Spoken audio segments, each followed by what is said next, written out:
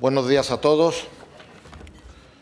Yo soy Eduardo Luque, abogado y miembro de la directiva actual de CEDE como presidente de la Asociación Española de Asesores Fiscales. Me cabe hoy el honor y el placer de introducir la ponencia de este desayuno, que va a estar a cargo de Pilar González de Frutos. Pilar González de Frutos es una auténtica autoridad, sin que esto sea un tópico ni una exageración de malagueño que soy, en el mundo del seguro. Pilar es licenciada en Derecho por la Universidad Autónoma y al año prácticamente de su licenciatura ya era inspectora de seguros del Estado. Ahí estuvo supervisando entidades aseguradoras, ha sido su directora técnica de operaciones en el Consorcio de Compensación de Seguros, directora de operaciones en el mismo consorcio, fue directora general de seguros desde 1997 a 2002 y es presidenta de UNESPA desde el año 2003. También es vicepresidenta de la COE desde el año 2006, miembro del Comité Consultivo de la Comisión Nacional del Mercado de Valores y de la Junta Consultiva de Seguros del Ministerio de Economía y Competitividad. Y también es representante en esta materia en las más importantes organizaciones internacionales del sector. Pilar nos va a hablar del seguro y el reto demográfico. Este es un tema absolutamente importante y en el que CEDE está muy interesada. Recientemente, de hecho, ha habido reuniones en el Congreso de los Diputados, ayer mismo en el Senado, pues para intentar impulsar o ayudar o dar nuestra perspectiva a los políticos de este que desde luego todo el mundo, es unánime, todo el mundo sabe que es un problema no latente, sino ya real. La evolución de la pirámide de edad, una legislación sobre la jubilación que proviene de 1918-19, en que la jubilación ya se fijó en 65 años, como luego supongo que nos recordará Pilar, cuando solo un tercio de la población llegaba a esa edad, y estamos ahora con las perspectivas de una jubilación a los 67, pero progresivamente todavía quedan bastantes años para que esto sea general, y con unas perspectivas de vida a mitad de siglo, de precisamente un siglo, de 100 años. Por lo tanto, el sistema ha reventado por las costuras y esto es un tema gravísimo. Por lo tanto, es importantísimo que, aparte del sistema público, se incentive, se fomente y se proteja pues los sistemas privados de previsión. Esto será la estrella de la ponencia de Pilar y yo, bueno, me permito decir también, pues como fiscalista, ella hará también un comentario sobre esto, que aparte, y ayer se lo dijimos así a los políticos en el Senado, que necesitamos una seguridad en el sistema de pensiones que debe ir acompañada también con una estabilidad, lo que se pueda dentro de la mutabilidad de la norma fiscal, en la fiscalidad de estos productos, porque claro, de nada nos sirve saber cuánto, o de poco o de menos nos sirve saber cuánto vamos a cobrar en nuestra jubilación si tenemos una verdadera ruleta rusa en cuál va a ser la fiscalidad cuando ese momento llegue. Entonces se necesita un gran pacto entre los políticos pues para no solo consolidar el sistema de pensiones, sino también yo creo que para fijar los parámetros fiscales. Luego el coloquio lo moderará José Luis Morán y yo sin más pues ya te agradezco en nombre de CEDE tu presencia aquí, Pilar, y cuando quieras. Buenos días. Muchísimas gracias, Eduardo, por tu presentación y muchas gracias a CEDE por concederme la posibilidad de compartir este desayuno con todos ustedes. Yo había titulado la ponencia de esta mañana, el seguro y el reto demográfico, pero dando por entendido que sobre demografía y sobre la tendencia actual de la demografía española, pues además de las palabras de Eduardo, el conocimiento previo que todos ustedes tienen me podría evitar el tener que de nuevo volver a insistir en la nueva distribución de la población española con un envejecimiento afortunadamente cada vez mayor de los mayores, donde la tendencia de la esperanza de vida deja siempre en pañales a las previsiones más conservadoras de los aseguradores cuando hacen sus cálculos matemáticos. Nunca los aseguradores han sido capaces en sus cálculos de ajustar la evolución futura de la esperanza de vida, que siempre se ha desplazado más que los cálculos más prudentes, cosa de la que yo creo todos tenemos que alegrarnos mucho, al menos en nuestra condición humana, porque lo contrario sería bastante peor. Y esto, combinado con la escasa o muy baja natalidad que tenemos en nuestro país, hace que nos estemos enfrentando a un futuro de una sociedad española envejecida, y algo que también le ocurre a otros países de nuestro entorno, aunque los momentos en que esto se va cristalizando tienen distintas velocidades, debido fundamentalmente a hechos históricos dramáticos que han afectado a unas sociedades o a otras en diferentes momentos. Recuerden aquí que la Guerra Civil Española se produce con pérdida de vidas humanas que hoy estarían formando parte de las listas, todavía formarían una buena parte de ellos, de las listas de los jubilados españoles. Bueno, pues esto a Alemania y a los países centrales europeos les ocurrió unos cuantos años antes. Y por eso sus cifras de coste o de gasto en pensiones sobre el PIB está un poco más elevada que la nuestra, pero no tiene ninguna explicación más que esta. El hecho de que nosotros nos aproximaremos en los próximos años, cuando tengamos efectivamente ese boom en nuestras listas de pensiones, que otros ya lo han recibido. Decía que, más que detenerme en el reto demográfico y en estas características, sería mucho mejor que nos saltásemos esa parte, que yo creo que todos conocemos bien, para poder tener tiempo de hablar no de lo que va a ocurrir, sino tal vez de lo que deberíamos hacer para intentar dar soluciones a los problemas que este envejecimiento nos va a crear. No es una situación imposible, es simplemente que nos tenemos que plantear cómo gestionarla. Entre tanto, a mí me gustaría detenerme en algunas cosas. Por ejemplo, uno de los argumentos más al uso por parte de quienes sostienen que discursos como este mío hoy no tienen mucho sentido, porque el sistema de reparto en realidad no tiene tantos retos por delante como algunos pretendemos que tiene, pues uno de esos argumentos de hierro de esa postura contraria a este discurso que yo estoy dando esta mañana es que en España en realidad gastamos poco en pensiones, ¿no? Tenemos, por tanto, margen, y esto se nos dice porque la tasa, precisamente, de gasto en pensiones sobre el PIB, en nuestro caso es inferior a la de otros países de nuestro entorno. Tienen razón, como les explicaba hace un momento, gastamos menos en pensiones porque si tomamos la ratio de este gasto sobre el PIB y la ponemos en relación con la denominada tasa de dependencia demográfica, esto es, con el número de personas en edad de trabajar en relación con el número de personas que están ya en la edad de retiro, se produce una clara correlación negativa entre ambas magnitudes. A menor tasa de dependencia, mayor gasto en pensiones. En otras palabras, gastamos menos en pensiones por la única y simple razón de que nuestras condiciones demográficas de momento son más favorecedoras que las de países de nuestro entorno. No obstante, Dinamarca, Suecia, Países Bajos y Reino Unido son países que tienen una tasa de dependencia demográfica inferior a la española y al tiempo, a pesar de sus peores condiciones objetivas, están al mismo nivel o por debajo de España en gasto sobre el PIB. ¿Y esto cómo es posible? Pues hay una correlación entre envejecimiento de la población y gasto en pensiones que no es totalmente perfecta, como demuestran los datos de estos países. Si repasásemos la literatura internacional, veríamos que Dinamarca, Suecia, Reino Unido y Países Bajos se caracterizan por tener fuertes pilares de previsión capitalizados, complementarios al pilar público de reparto. Alguno de ellos ni siquiera tiene un sistema de reparto contributivo propiamente dicho. Otra forma de abordar el ahorro o el no ahorro para la previsión en Europa es estudiar la ratio que supone la adquisición de seguros y fondos de pensiones por los hogares en relación con la renta disponible de estos hogares.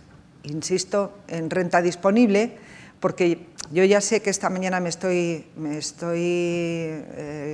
hablando con un auditorio experto, pero en los auditorios no expertos tengo que poner especial énfasis en el tema de la renta disponible porque inmediatamente surgen aquellas manos levantadas que me señalan que cómo se puede ahorrar en un país que no tiene rentas. Bueno, por eso yo lo hago en términos homogéneos, hablando de renta disponible.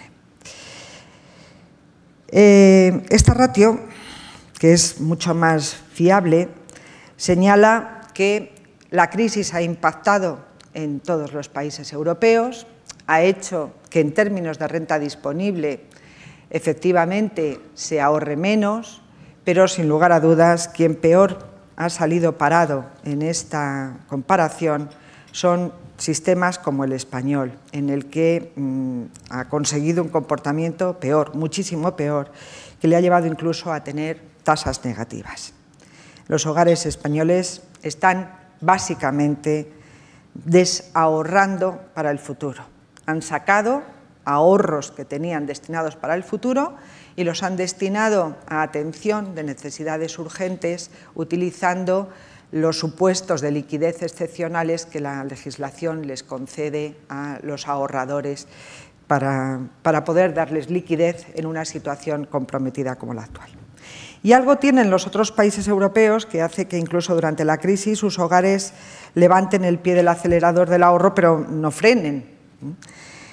Es algo que no es, como se ha podido sospechar muchas veces, debido únicamente al sistema fiscal. Es algo debido a la existencia de sistemas conscientes, coordinados, bien imbricados entre el reparto y la capitalización, desde luego muy distintos a los compartimentos estancos, casi competidores, que creemos tener en España.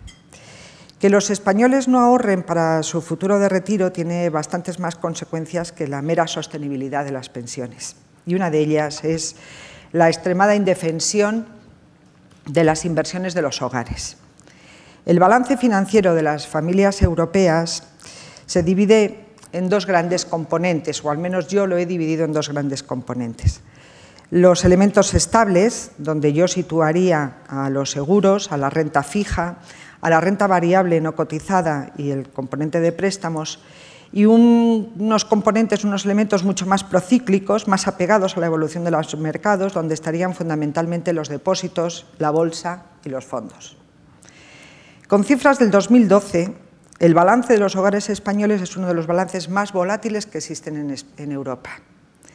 El doble de volátil que en Holanda o en Dinamarca. Y esto quiere decir que cuando llegan las tormentas o los mercados financieros empiezan a temblar, nuestro dinero sigue ese movimiento.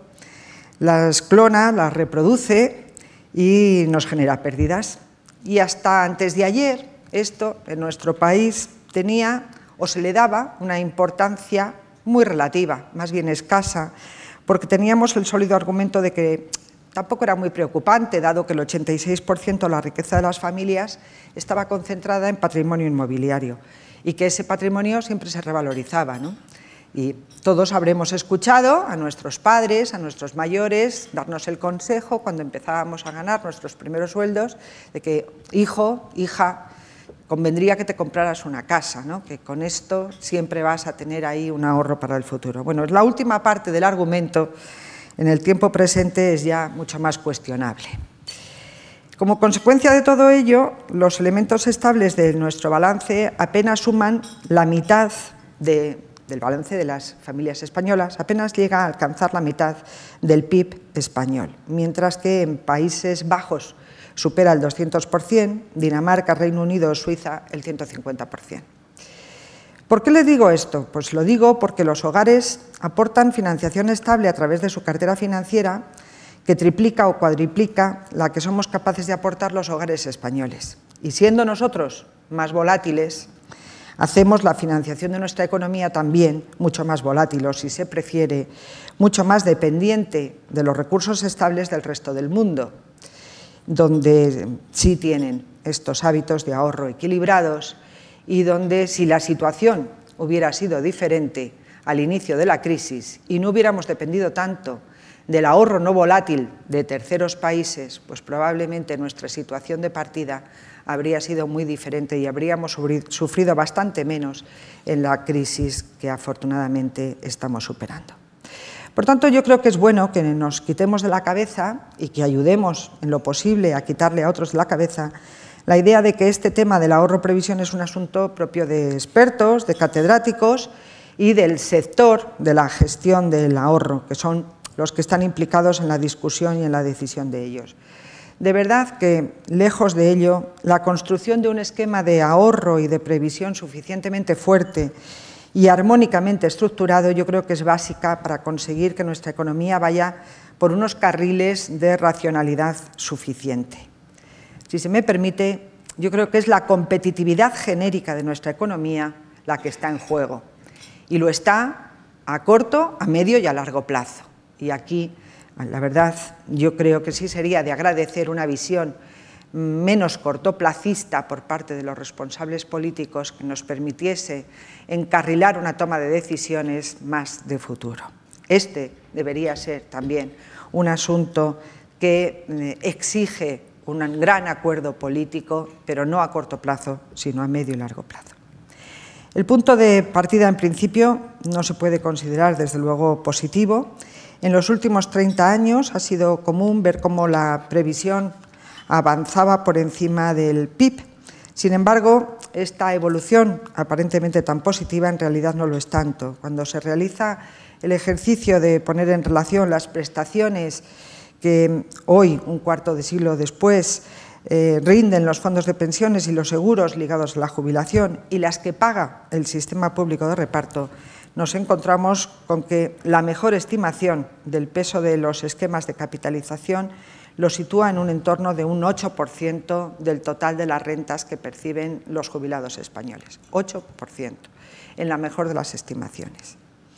La carga de las pensiones, por tanto, está colocada fundamentalmente en los hombros del pilar público, casi de una forma monopolística, y, por tanto, en España, cuando se habla de pensiones, pues es natural que la tendencia sea hablar solo de las pensiones públicas y no del sistema total de pensiones que deberíamos efectivamente tener.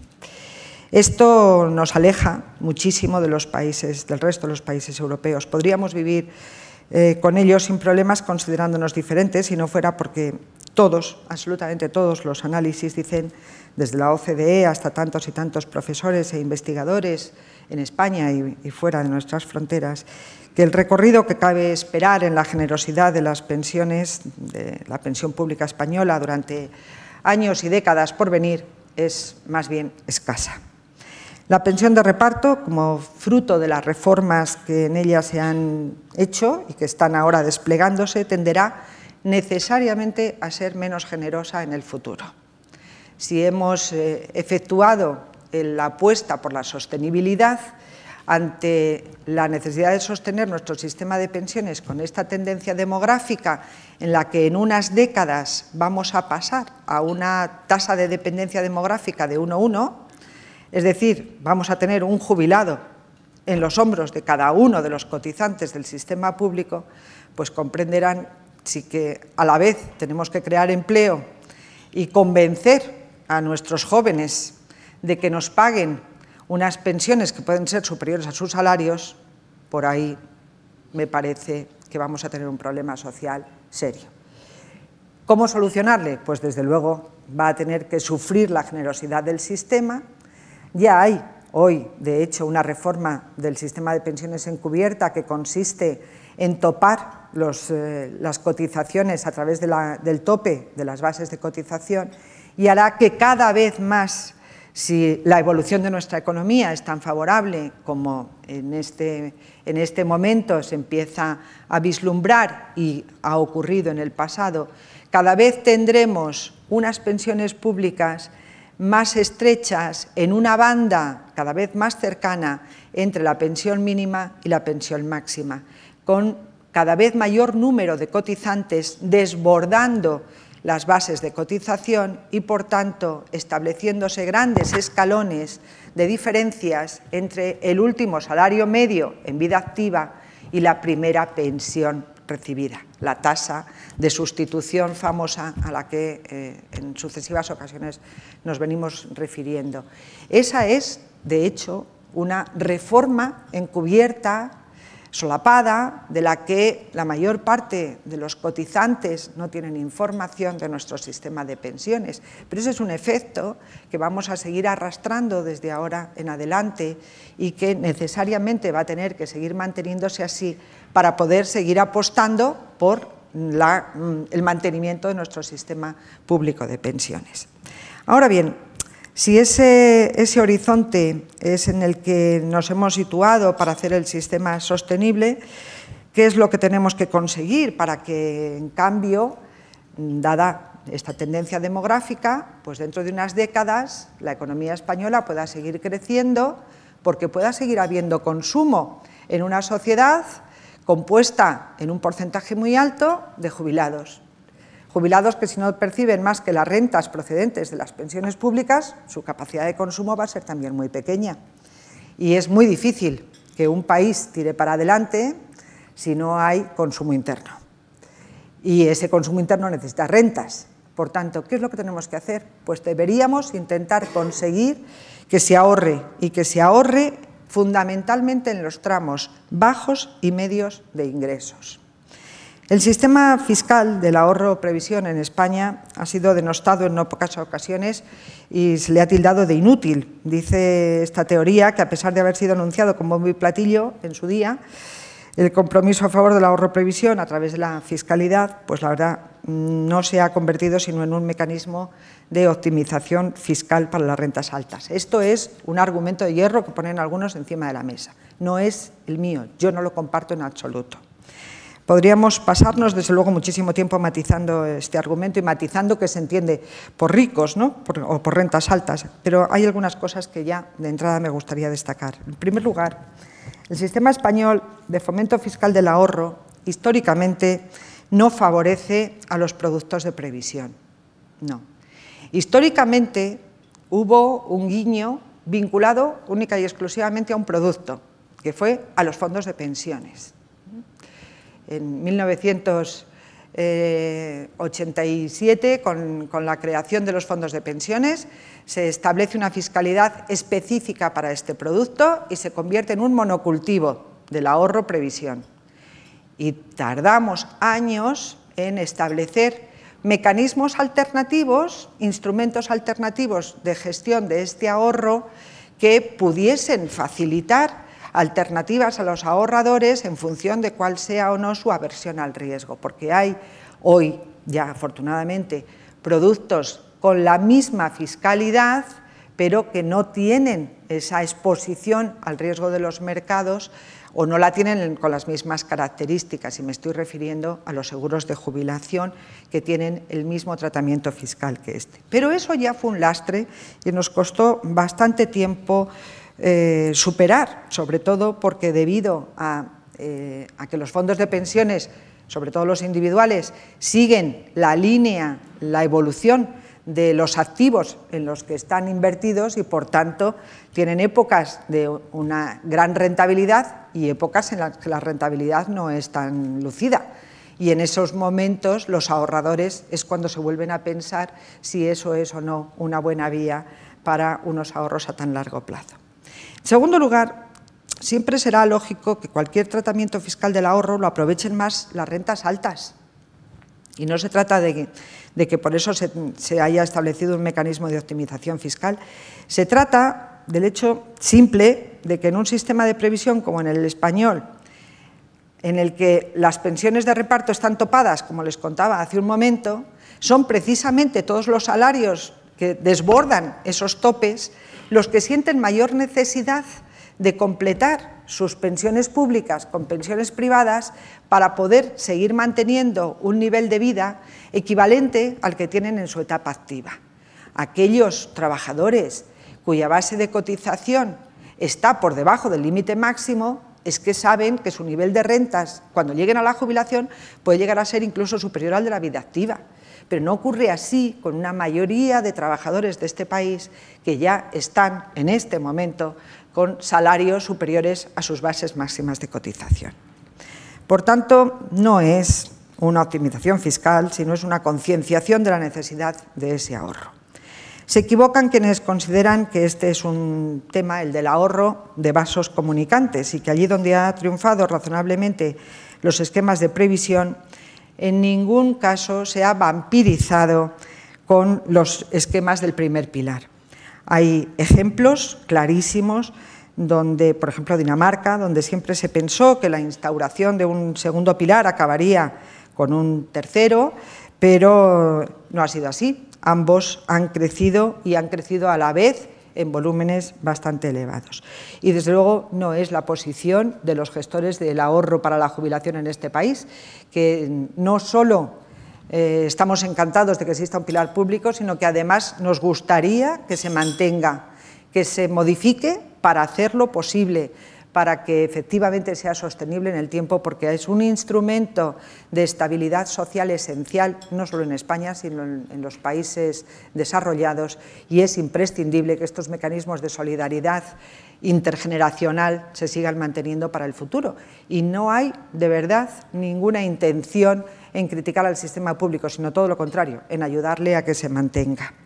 Ahora bien, tratar de vender la idea de que el mayor ahorro por parte de quienes hoy no ahorran solo se producirá a base de endurecer la fiscalidad de quienes hoy la disfrutan es un error que pagaríamos carísimo. Porque las rentas medias, la verdad, yo no creo que huyan del ahorro porque los ricos lo usen. Huyen del ahorro porque carecen de información suficiente y de esquemas de coordinación que desde la normativa les ayuden a tomar decisiones. Lo que habría que hacer, por tanto, es efectivamente favorecer esa información, algo en lo que confiamos tenga eficacia la iniciativa del Gobierno de, en el próximo otoño, enviar una carta a todos los cotizantes. En el primer envío van a hacerlo solamente para los mayores de 50 años, en el que nos dirán que de continuar nuestras carreras de cotización en términos similares a lo que tenemos ya acumulado, nuestra esperanza de pensión futura alcanzará un determinado nivel de euros en euros constantes, es decir, deflactadas esas pensiones.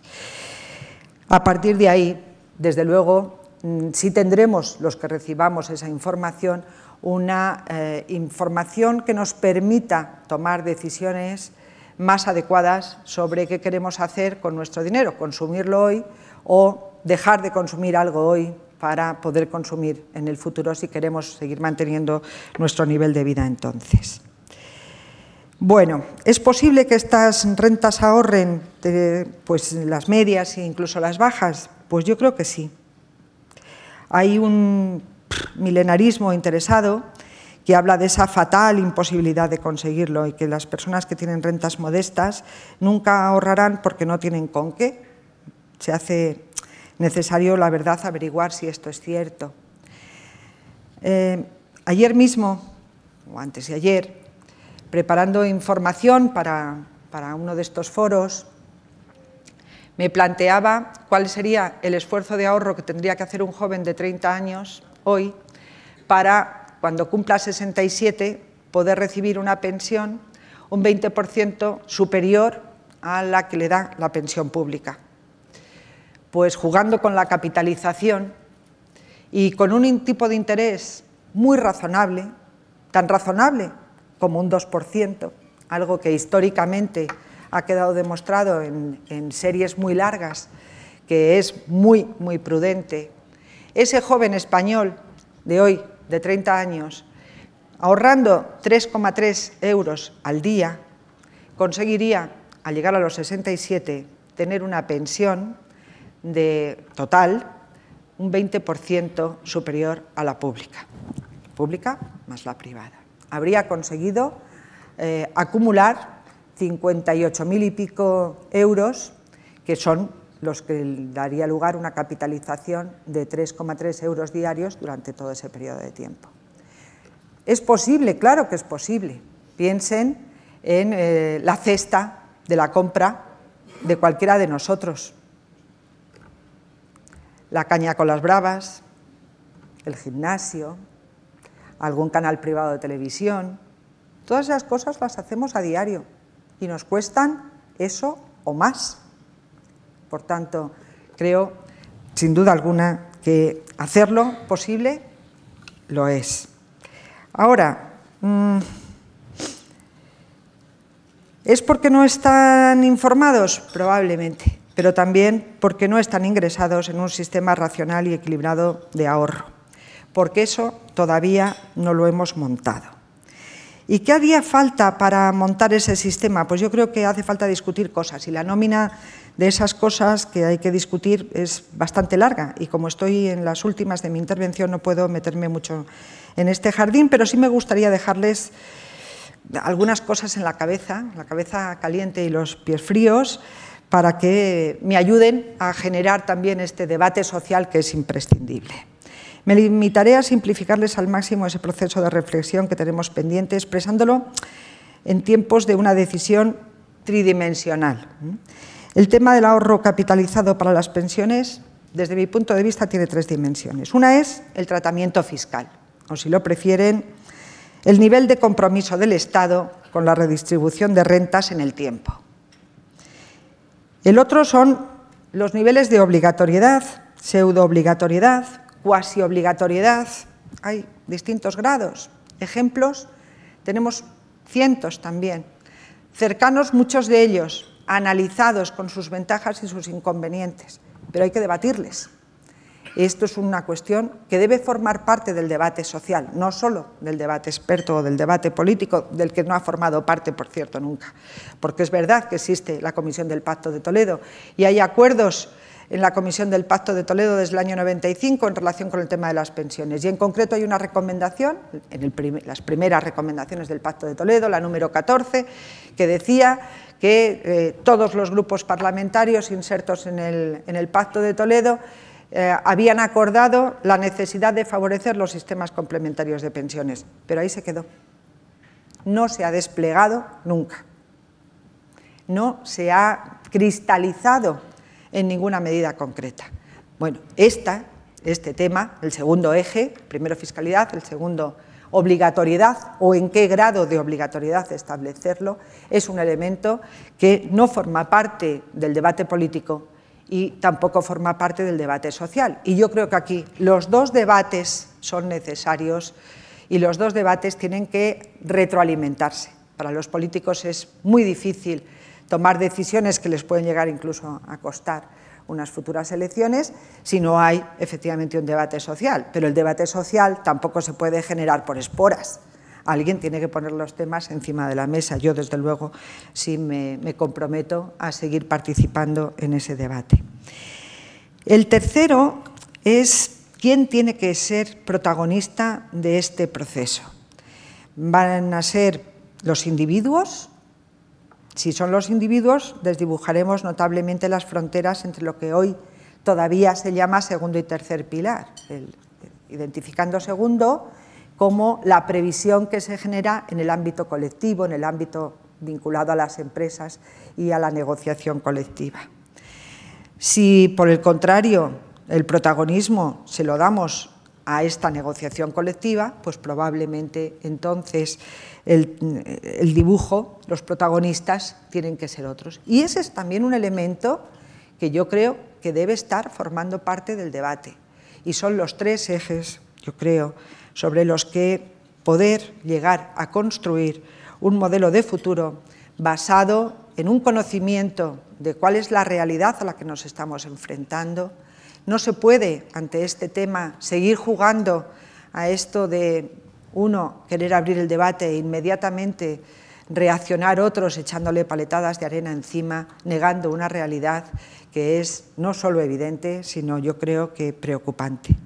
Hay que elegir la combinación de estos tres ejes y cuál, pues la que mejor se adapte a nuestra sociedad, a nuestras concepciones y expectativas, pero yo creo que hay que elegir una combinación, porque lo que no podríamos de ninguna manera hacer, lo que no nos puede estar permitido, es la que hoy hemos tomado, que es no hacer nada. Gracias por la atención que me han dispensado y quedo a su disposición. Muchísimas gracias, Pilar, por esta síntesis tan interesante, tan concreta. Lo que pasa es que la primera pregunta casi la podías empezar a contestar tú ya, porque yo estoy tomando notas, porque yo de esto sé poco, y he dicho, bueno, ahora después de estos 3 ejes nos dirá cuál es su receta. Pero yo no sé si esto lo quieres dejar para el final, pasamos otras preguntas, o te hacemos esta primera pregunta, porque es que yo había dejado esta página en blanco para tomar nota, porque a mí me parece que lo has planteado tan bien, has sido tan clara, nos has recordado que también en este sector el país tiene todo por hacer y por definir. Veo al final a un experto en el mundo energético y podríamos decir lo mismo, y si invitáramos a alguien sobre las concesiones de autopistas estaríamos en la misma situación. Pero claro, mal de muchos no es consuelo nada más que de tontos. ¿Tú nos puedes llenar esta página primero antes de pasar a otras preguntas ya más de detalle que tenemos sobre la mesa? Perfecto. ¿No?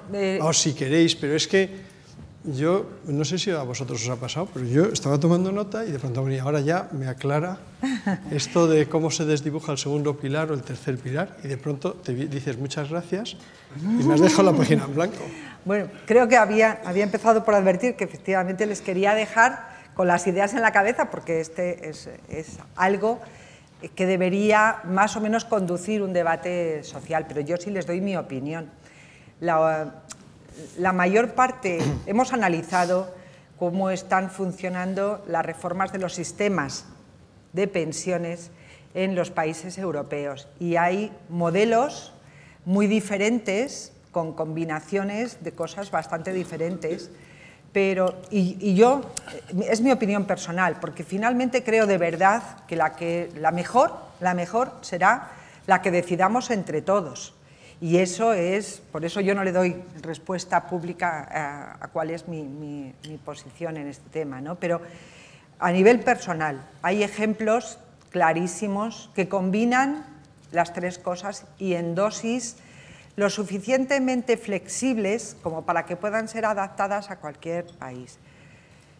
Inglaterra, por ejemplo. En Inglaterra, en el ámbito de la empresa, un trabajador, cuando empieza a trabajar, el empresario está obligado a incluirle en un sistema de capitalización colectivo, privado, que él ofrece para sus trabajadores. El trabajador puede oponerse, tiene que hacerlo expresamente, y si ejerce esa opción, pues simplemente no se le detrae el dinero de la nómina y no forma parte de este sistema. Para que haya mayor nivel de competencia entre los gestores de este ahorro, en Inglaterra se ha creado un gestor público que se llama Nest, jugando con es el National Enterprise Saving Trust o algo así, pero juegan con la traducción del nido, ¿no? Donde proteger los ahorros de los trabajadores. Bueno, y es un elemento de competencia para las gestoras de lo privado que les ha obligado a ajustar sus costes de gestión a este gestor de lo público, porque si no lo hacen así, pues la mayor parte de los trabajadores le van a decir a su empresario: mira, me parece muy bien tu opción, pero yo quiero que el dinero que me retienes me lo lleves a Nest, a la gestora pública.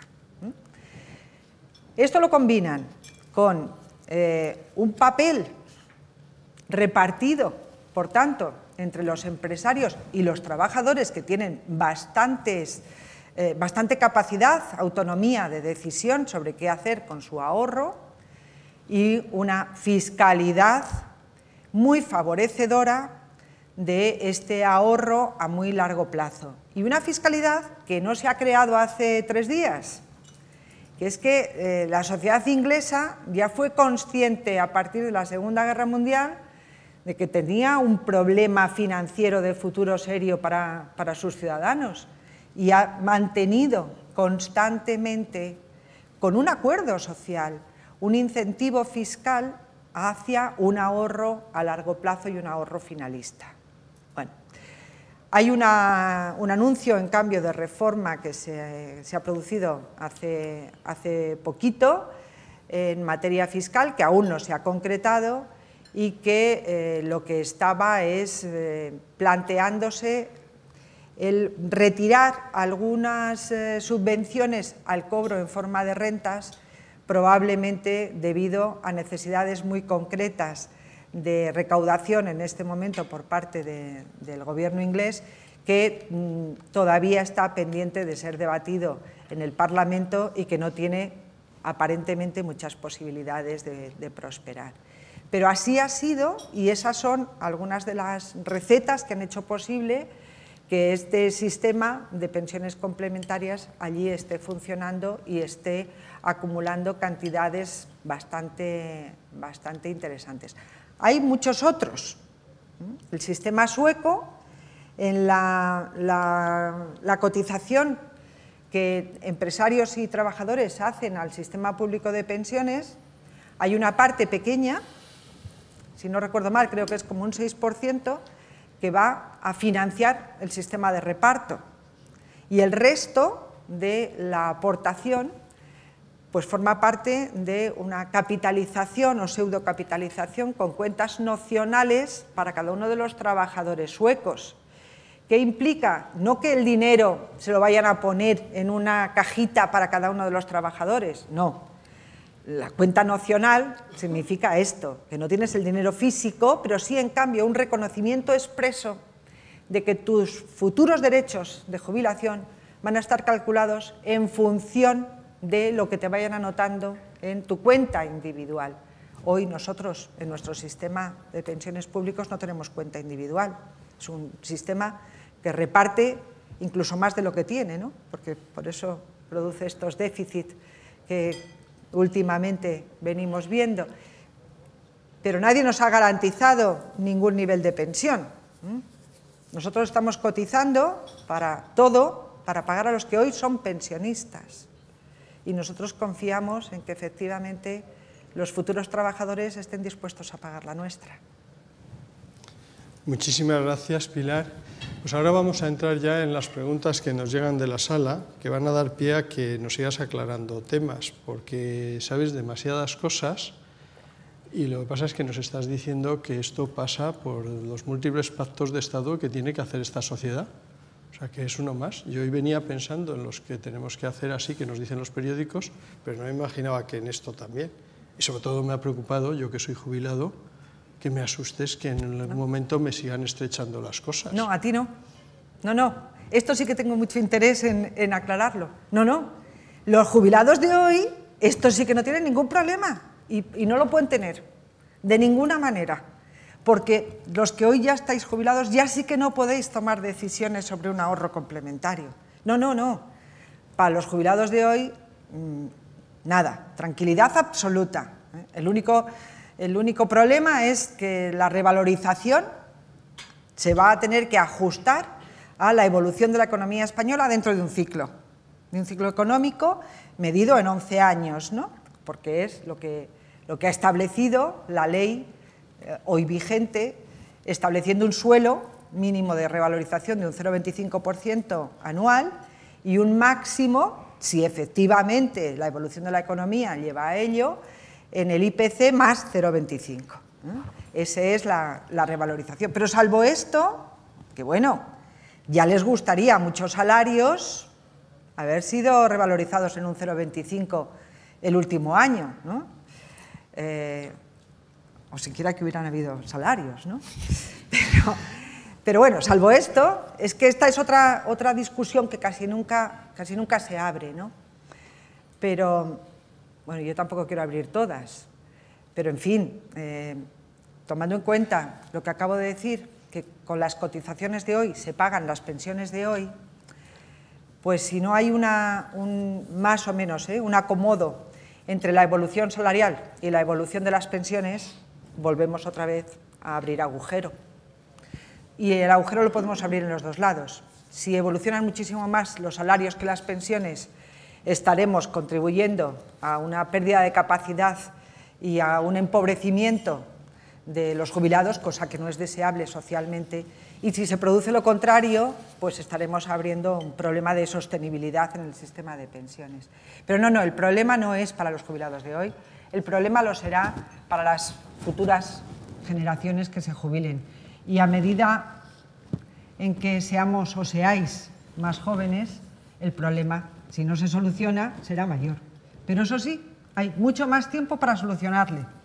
Lo que pasa es que no podemos perder demasiado tiempo en ello, porque estos debates tienen un límite, que yo sitúo, en aquel momento en el que los votantes mayores de 50 son los mismos que los votantes menores de 50. En ese momento ya no hay ni un solo gobierno que se atreva a tirar para adelante de una reforma de las pensiones, porque los mayores de 50 no le vamos a dejar. Solamente lo podrían hacer con un pacto de Estado real en el que todas las fuerzas políticas se implicaran. Bueno, con esta tranquilidad y con la esperanza que me da el final de la pregunta que te voy a leer ahora, vas a ver que es algo mucho más optimista. Fenomenal. O sea, yo creo que me debo comprar una nueva corbata. Bueno. Bien, José Antonio Rodríguez Gil, y voy a intentar ir de las preguntas más generales a otras mucho más concretas y algunas incluso más catastróficas, pero José Antonio pregunta, con la dinámica del envejecimiento progresivo de la sociedad española, ¿es previsible que a largo plazo no sean necesarios nuevos alargamientos de la mínima de jubilación y que los previstos 67 años deban de alargarse bastante más ante las posibles esperanzas de vida de hasta 100 años? El debate sobre la necesidad o no de establecer una edad legal de jubilación se puede matizar, porque hay experiencias y hay algunos países que ya han anunciado prolongación de la edad de jubilación hasta los 70 años y efectivamente incluso podría irse más allá. Ahora, hay algunas otras fórmulas que son mucho más fáciles y que trasladan mucho más la responsabilidad al propio individuo, y es hablar mucho más de la relación entre la contribución y lo que uno extrae del sistema. Y si hay información y es posible generarla y distribuirla, pues es mucho más fácil que cada uno decida a qué edad quiere jubilarse en función de cualquiera que sean sus rentas de la jubilación. Y eso, naturalmente, tendríamos que establecer un nivel mínimo de cotización al sistema para luego ya poder tomar decisión, pero dar esa opción a mí me parece muy racional. A cada uno de nosotros nos cuentan, si usted se jubila en tal año, su pensión va a ser esta. Si se jubila en el siguiente, tanto más, y en el siguiente, tanto más, y cada uno de nosotros hacemos con nuestra vida lo que queramos, sabiendo, eso sí, que nos han transmitido la responsabilidad y que la responsabilidad es nuestra, que luego no podemos volver la cara otra vez al Estado diciéndome, oiga, mire, yo decidí esto, pero ahora ayúdeme, ¿no? Pero de verdad creo que esa es una discusión que enturbió un poco la reforma de las pensiones del 2011, cuando se establece la edad de jubilación en los 67 años, que por cierto, establecerla en los 67, pero aplicable de verdad, en el 2027, pues ha sido también algo un poco fútil, ¿no? Porque efectos de verdad directos, de momento no está teniendo ninguno, o casi ninguno. La mayor parte de los trabajadores que se van a jubilar en estos primeros años lo van a hacer todavía con los 65 o incluso menos. Francia ha optado, en lugar de esto, ha optado por la otra fórmula, que es exigir en todo caso un número mínimo de años de cotización. Y a partir de ahí, luego ya la edad real de cotización dependerá mucho de cuál sea el momento de incorporación o no al mercado laboral. En esta línea de un necesario debate y de una necesaria educación, nos llega una pregunta que dice, es un debate de alcance que está planteando problemas cada vez mayores, pero es un debate que necesita educación sobre tendencias, consecuencias y sensibilización de la agenda política y darle cabida en ella. Pregunta, ¿qué apoyos necesitaría UNESPA para abrir un debate efectivo y qué respuesta tiene los grupos políticos o del Gobierno? Bueno, en UNESPA hemos venido trabajando en este tema desde hace ya unos años. Constituimos hace unos cuantos años un grupo de reflexión de políticas públicas pequeño, constituido por 6 personalidades que tienen, yo creo que no solo conocimiento, sino que merecen respeto social, y ellos han venido trabajando y editando sus informes en relación con las consecuencias del reto demográfico en nuestro sistema de bienestar en general y con especial énfasis en el mundo de las pensiones. Son documentos muy buenos que están disponibles en la página web de UNESPA y que yo les invito a que extraigan, lean y utilicen.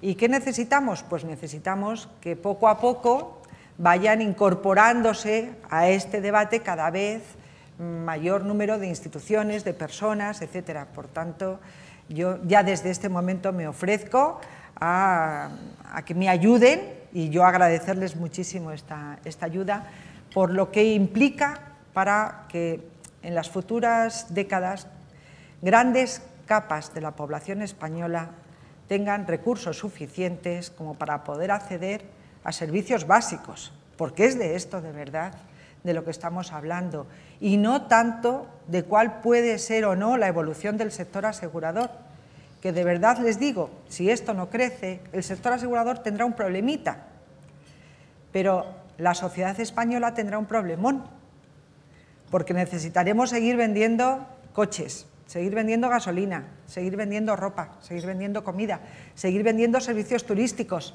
etcétera, a una población que estará constituida mayoritariamente por mayores. Y ese es, de verdad, el foco de este debate, ¿no? ¿Qué eco recibimos? Pues ayer mismo hemos, como decía antes Federico, hemos estado, Eduardo, hemos estado en reuniones de debate con representantes políticos. Curiosamente, en estos ámbitos privados recibimos mucho apoyo y grandes dosis de consenso. Lo que pasa es que después, trasladado al escenario político, pues no cristaliza, probablemente, en este caso como en muchos otros, pues porque hay mucha tendencia a colocarse en el debate a corto, en el del día a día, en esa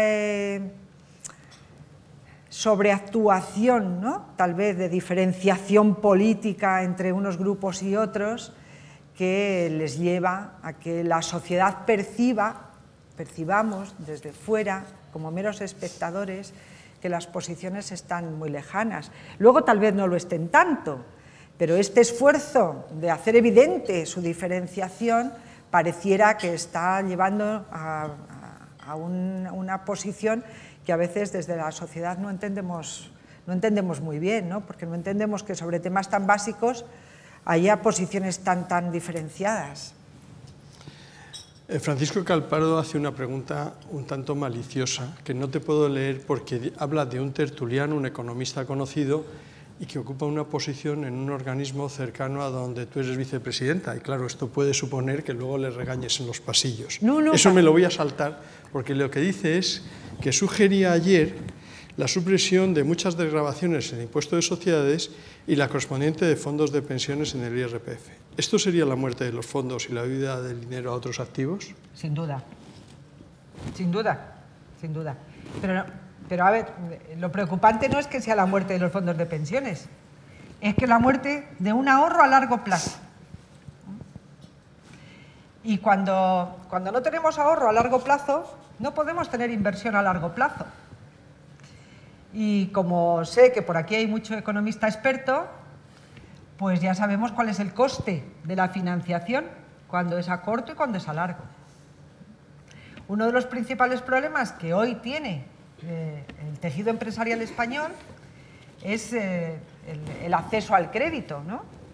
Y el acceso al crédito a precios razonables, que encajen, ¿ya?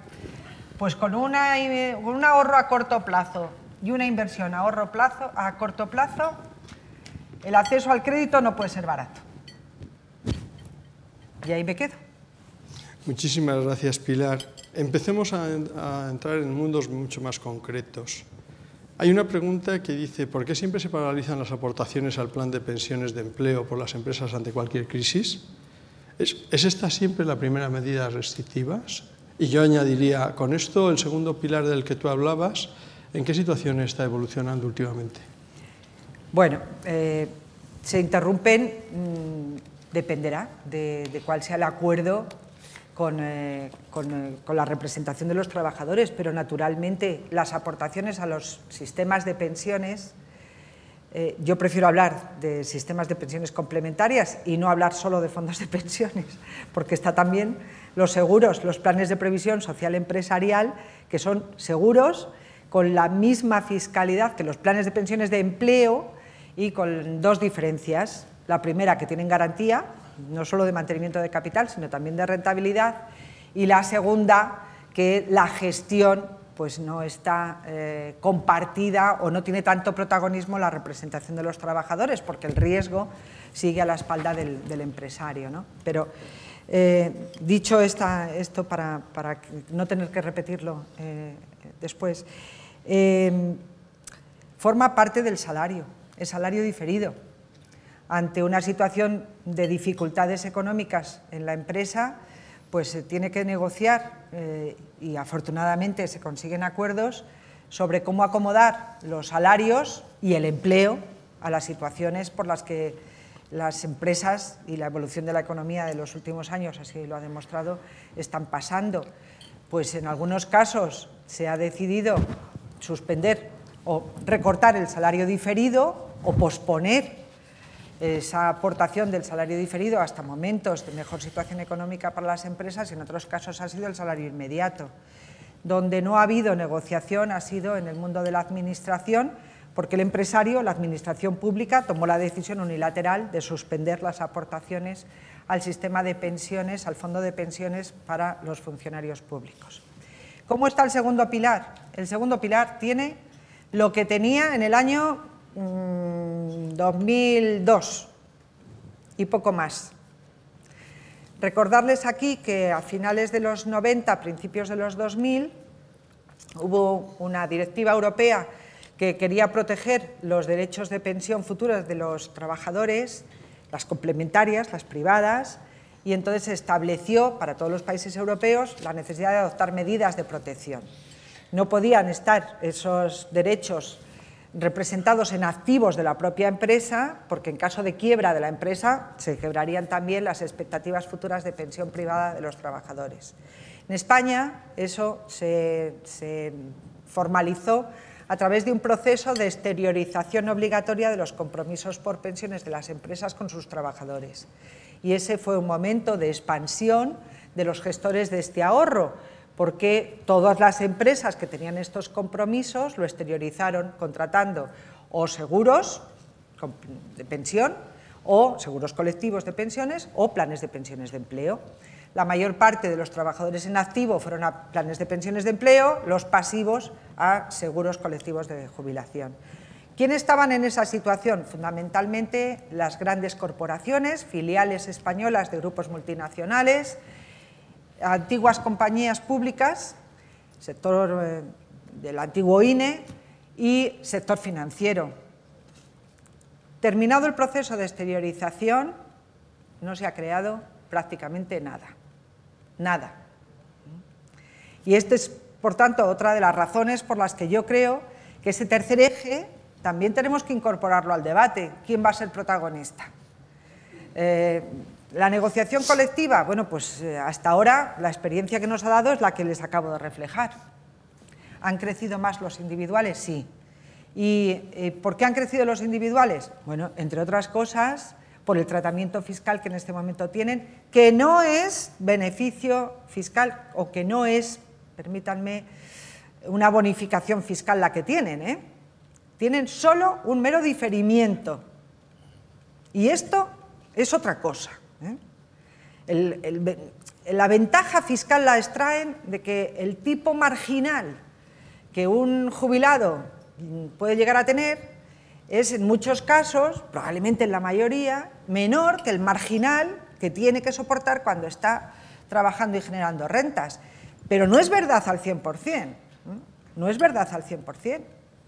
Hay casos en los que se invierte y que el marginal de pasivo puede llegar a ser superior que al que ha soportado cuando generaba rentas, dependiendo de cuáles sean las fuentes de ingreso y de cuál sea su cuantía. Pero es ese nada más el beneficio que tienen. Ahora, es verdad que ese es el elemento que ha permitido generar el ahorro que tenemos. Es poco, tan poco como para que hoy la media de lo que está acumulado dé lugar a unas rentas vitalicias medias de 48 euros. Imagínense de lo que estamos hablando. Pero si no hubiéramos tenido este tratamiento fiscal, o si desapareciera, como me dicen que algún tertuliano propugna, pues no tendríamos ni esto. No, pero hemos conseguido que no lo identifiques, porque por esto de los diagramas de Venn, yo estoy seguro que casi lo podías encontrar en Diego de León dentro de un rato. Bien, entremos en dos técnicas antes de tres finales. José María Palomares pregunta cómo están enfrentando las compañías de seguros en España el reto de la transformación digital. Aparentemente bien, porque al menos todas ellas están en este momento implicadas en procesos de adaptación para ser capaces de estar en contacto con sus clientes por cualquier medio y en cualquier momento. Esto con carácter general, reconociendo que ese es un tema en el que mi experiencia, en cambio, es bastante escasa. Una de mejora de la situación del Banco de España. Me preguntan, ¿cree que el Banco de España debería tener competencia sobre las compañías de seguros? ¿Se integraría la dirección general que tú dirigiste hace años? Esto yo creo que sería beneficioso para el banco, te lo digo a título personal, dado cómo tiene la imagen el banco. Bueno, en Europa saben que se han creado los 3 supervisores europeos y que tenemos un supervisor de banca, un supervisor de valores y un supervisor de seguros y pensiones. Y ese esquema a mí me parece muy razonable, muy razonable.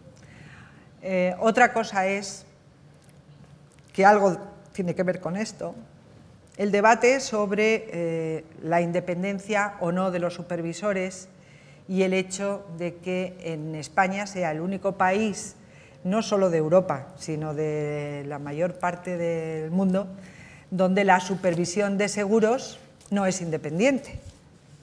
Está jerarquizada dentro del Ministerio de Economía y Competitividad.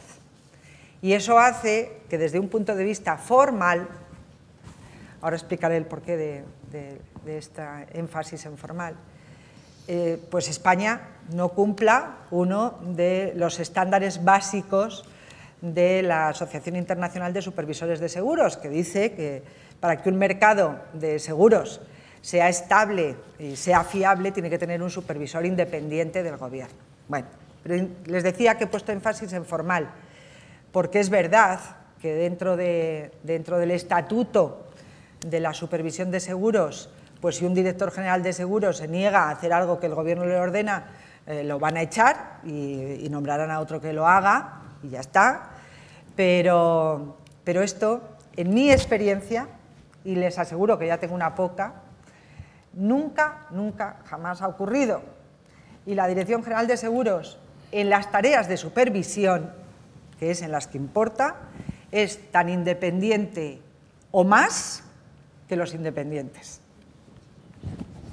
Bien, 3 que te las vamos a hacer juntas para que así puedas cerrar. En algún momento tú has hablado de monocultivo y, sin embargo, sorprendentemente la sociedad española yo creo que sigue sin tener claro la gama amplia de productos que tenéis y en especial, por ejemplo, yo pienso en uno muy concreto que serían los seguros de dependencia y que no atenderían tanto a complementar el sistema de dependencia, sino las situaciones familiares de una sociedad cuyas pautas familiares son distintas. La segunda es que en algún momento se ha asociado la crisis y la gravedad de la crisis a la manera en que la gente estaba apelando a los fondos de pensiones y debido a esas situaciones de excepcionalidad que tú has citado, y era saber si eso se está frenando o si eso sigue cayendo como ha caído en estos años con una gran crudeza.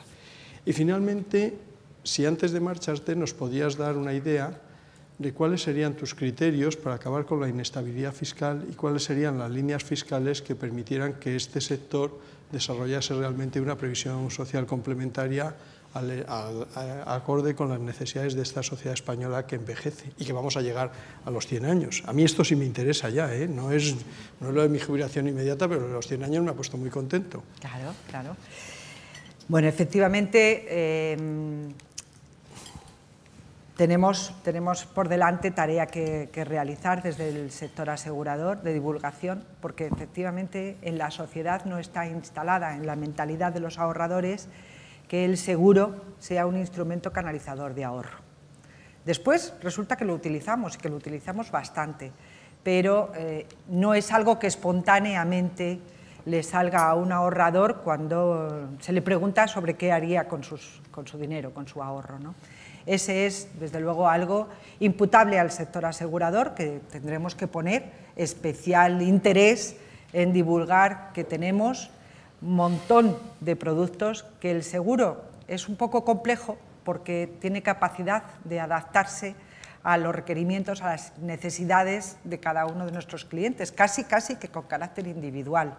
Por ello, la verdad es que no es tan fácil, pero al final se pueden extraer características comunes, y el principal reto para los aseguradores es, ante este horizonte, hacer productos que tengan una gran complejidad en la gestión individual, la gestión de cada una de las empresas, de las compañías, pero que en cambio se le transmita a los ciudadanos como productos sencillos, muy fáciles de explicar y muy fáciles de entender. Y a partir de ese momento yo creo que tendremos ganado una buena parte de lo que hoy son nuestros déficits, que los tenemos, ¿no? Es verdad que tenemos productos de jubilación, todos los homogéneos a los fondos de pensiones en materia de tratamiento fiscal, y muchos otros que tienen otro tratamiento fiscal, pero que canalizan también el ahorro y que tienen sus características propias, ¿no? Como los planes individuales de ahorro sistemático, un producto que ha ido creciendo en los últimos años, despacito, como hacemos las cosas en seguros, si es que lo nuestro es siempre comportamientos bastante estables, ¿no? No caemos muy brusco en las crisis, pero no salimos tampoco con mucha brillantez, ¿no? Estamos ahí manteniéndonos en una senda bastante tranquila. Pues este producto que se crea en la reforma del 2006, ha ido acumulando, la reforma fiscal del 2006, ha ido acumulando dinero, y es un producto en el que la rentabilidad queda exenta, siempre que la retirada del dinero se produzca en forma de renta vitalicia. Tiene límites, 8.000 euros de aportación anual y hasta un máximo agregado de 240.000, pero bueno, ahí está y está recibiendo dinerito, ¿no? ¿Qué es lo que creemos que se debería hacer con la fiscalidad para favorecer todo esto? Pues, y tenemos productos de dependencia, y se están contratando, ¿cómo? También muy despacio, porque la dependencia es otro tema en el que se ha producido una gran frustración, porque se nos vende como la cuarta pata del sistema de bienestar y se diseña sin fondos. Con lo cual, le pegamos un tirón a la dependencia, después un frenazo y marcha atrás. Se han acabado las aportaciones de las administraciones públicas a la dependencia, en lugar de diseñado el sistema como una prestación directa del servicio de atención a los dependientes, se reconvierte en dar subvenciones a las familias para cuidados informales. Bueno, y la dependencia está, desde el punto de vista general, como sistema por hacer. Mientras tanto, pues hay decisiones, familias que toman la decisión de comprar un seguro de dependencia para cuidar a sus mayores, evitando algunos conflictos familiares que, para los que peinamos canas, seguro que no nos resulta tan extraño las cosas que yo estoy diciendo, ¿no? Cómo hacerse cargo de un mayor cuando cada uno luego tiene su vida por su lado. Y finalmente, para el tema de la fiscalidad, nosotros proponemos dos bloques de medidas. Las dos vinculadas a favorecer el ahorro a muy largo plazo. Una vinculada relativa a los sistemas de previsión complementaria, otra al ahorro en general. Ahorro complementario de las pensiones públicas. Primera cuestión, mantener el esquema de diferimiento fiscal. Segunda, en el momento de las aportaciones, volver a plantear la posibilidad de que las aportaciones que realice un empresario para sus trabajadores no sean incompatibles con las que el trabajador realiza por cuenta propia, con su renta disponible. Rentabilidad. La rentabilidad de este ahorro hoy es la rentabilidad peor tratada en el impuesto sobre la renta de las personas físicas, porque, si recuerdan, tenemos dos bases de tributación, la fiscalidad de la renta del trabajo y la fiscalidad del ahorro. Las rentas se integran en la base imponible y se someten a toda la escala de gravamen, llegando hasta el marginal, pudiendo llegar, por tanto, al 52, en algunos casos al 56. Mientras que las rentas del ahorro tributan a un 19 o un 21% en función de cuál sea su cuantía y quitados los recargos especiales de estos 3 últimos años que estamos soportando, ¿no? ¿Cómo se integra la rentabilidad de un fondo de pensiones? Como renta al trabajo. Por tanto, tributando a un tipo siempre superior a las rentas del resto del ahorro. Esto, a ver, desde el punto de vista técnico no tiene ningún sentido, pero es que desde el punto de vista político no encaja ni para atrás. El que los diferentes grupos políticos digan que se quiere favorecer el ahorro complementario a las pensiones y luego hacemos estas cositas, ¿no? O el decretazo del mes de diciembre. Prestaciones. Creo sinceramente que si son complementarias debemos favorecer la complementariedad y, por tanto, favorecer el cobro en forma de renta. Pero favorecer el cobro en forma de renta no puede ser a base de perjudicar el cobro en forma de capital, porque esto es un salario diferido. Y la reducción que tuvieron las prestaciones en forma de capital de un 40% que desaparece en la reforma fiscal del 2006 eran debidas a la corrección que se tiene que aplicar a salarios generados en un periodo de tiempo superior a un año para evitar la progresividad del impuesto. Y por eso existía ese 40% de reducción en cobro en forma de capital. Bueno, Miguel Ángel Fernández Ordóñez, yo sí doy nombres, como secretario de Estado de Hacienda, que hizo la reforma fiscal, claro, es que él decía que no era necesario más pensiones complementarias porque la principal pensión de los pensionistas españoles era que no tenían que pagar alquiler porque tenían vivienda en propiedad. Bueno, la historia está para poner a cada uno en su sitio, ¿no? Porque si esa era la principal fuente de renta de los jubilados españoles, miren dónde estamos hoy.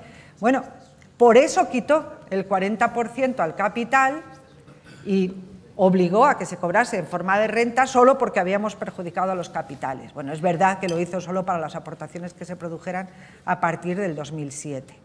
Yo creo que no es esa la vía. La vía es favorecer las rentas directamente. ¿Qué hemos propuesto? Pues que como son rendimientos también generados en más de un año, tengan una reducción en la renta del 40%, pero en la parte que implica recuperar las aportaciones realizadas en su momento, porque la rentabilidad tiene que ir a rendimientos del ahorro. Para el resto de los sistemas, creemos que merecen especial protección todas las prestaciones en forma de rentas vitalicias, porque es el producto que nos cubre no solo de los riesgos financieros, sino del riesgo de sobrevivir a nuestro patrimonio. Y ese es un riesgo importante cuando vamos teniendo expectativas de vida así de pronunciadas. A mí es que me ¿no? llega solo hasta el 81. Entonces, cómprate una renta vitalicia. Les hemos pedido al Gobierno que ayuden a que se pueda licuar elementos patrimoniales convirtiéndoles en rentas vitalicias. La plusvalía puesta de manifiesto como consecuencia de la venta de un elemento del patrimonio, plusvalía o rendimiento del capital, ¿por qué no? Si se dedica a comprar una renta vitalicia hasta el importe de esta renta, y siempre que sea una renta limitada, nosotros no diseñamos productos para ricos, todo eso, esa plusvalía quede exenta. Y ese es más o menos el esquema fiscal que le hemos sugerido al Gobierno y que esperemos que nos haga caso. Muchísimas gracias, Pilar. Teníamos más preguntas. Y ahora que has mencionado a Miguel Ángel Fernández Ordóñez, nosotros le invitamos hace unos años y debido a esto de la hora no le preguntamos estas cosas que tú nos has contado, pero ya las pensábamos entonces. Claro. Lo que pasa es que se nos escapó por el tema de la hora. En tu caso, lo que vamos a tener que hacer es volverte a invitar otro día, porque han quedado muchos temas sin resolver. Pues encantada. Y muchísimas gracias porque ha sido muy claro, nos has dado muchísima información. Y además las cosas que dijo de ti Eduardo se han quedado cortas por toda la experiencia y toda la sapiencia que atesoras. Muchísimas gracias. Gracias. Muchas gracias.